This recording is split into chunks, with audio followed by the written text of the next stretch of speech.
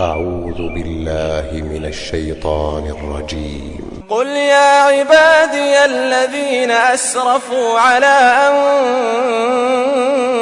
أنفسهم لا تقنطوا من رحمة الله إن الله يغفر الذنوب جميعا إنه هو الغفور الرحيم وأنيبوا إلى ربكم وأسلموا له من قبل أن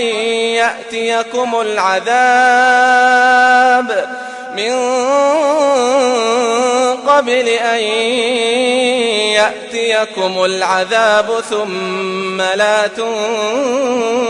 تنصرون واتبعوا أحسن ما أنزل إليكم من ربكم من قبل أن يأتيكم العذاب بغتة وأنتم لا تشعرون أن تقول نفس يا حسرة على ما فرطت في جنب الله وإن كنت لمن الساخرين أو تقول لو أن الله هداني لكنت من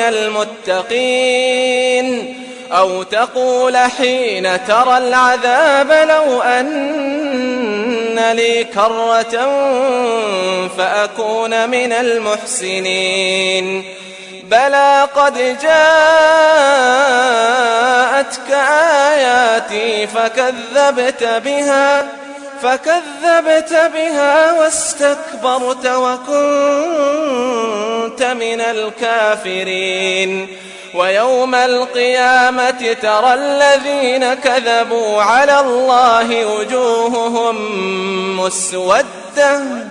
أليس في جهنم مثوى للمتكبرين وينجي الله الذين اتقوا بمفازتهم لا يمسهم السوء ولا هم يحزنون.